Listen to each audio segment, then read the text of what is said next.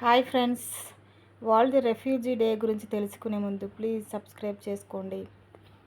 ప్రపంచవ్యాప్తంగా శరణార్థులు ఎదుర్కొంటున్న సవాళ్ల గురించి ప్రజలకు తెలియజేసే లక్ష్యంతో ఏటా జూన్ 20న ప్రపంచ శరణార్థుల దినోత్సవంగా వరల్డ్ రెఫ్యూజీ డే నిర్వహిస్తారు. హింస, ఉగ్రవాదం లాంటి కారణాల వల్ల దేశాన్ని విడిచి రక్షణ కోసం ఇతర ప్రాంతాలకు తరలిపోయిన వారిని శరణార్థులుగా పేర్కొంటారు. పుట్టిన చోట ఉండలేక కొత్త ప్రదేశానికి వలస వెళ్ళి అక్కడ మనుగడ కోసం పోరాడుతూ అనేక కష్ట నష్టాలు పడుతుంటారు. వారి పరిస్థితి గుర్తించడంతో పాటు సమాజంలో వారికి గౌరవ మర్యాదలు లభించేలా చైతన్యపరచడం ఈరోజు ముఖ్య ఉద్దేశం.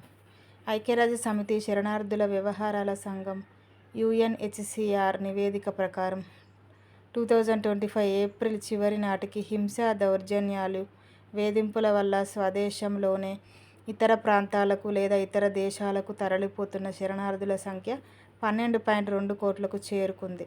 2024తో పోలిస్తే ఈ సంఖ్య 20 లక్షలు ఎక్కువ. అంటే ప్రపంచ జనాభాలో ప్రతి 67 మందిలో ఒకరు బలవంతంగా స్థానభ్రంశం చెందారు. సంఘర్షణల వల్ల స్వదేశం విడిచిపెట్టిన శరణార్థుల్లో 3/2 వంతులు పొరుగు దేశాల్లోనే తలదాచుకుంటున్నారని నివేదిక తెలిపింది.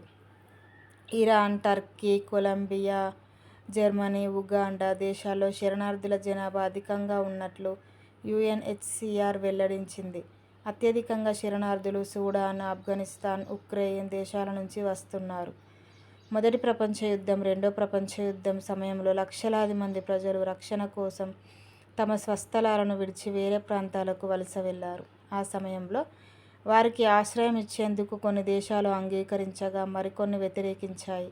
అంతర్జాతీయ శరణార్థుల రక్షణ, వారి హక్కులు, గాయపడిన వారిని చికిత్స అందించడం అనే అంశాలపై 1951లో మొదటిసారి ఐక్యరాజ్యసమితి ఒక సమావేశాన్ని నిర్వహించింది.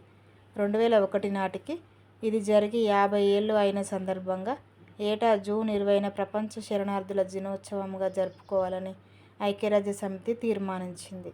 Thank you for watching.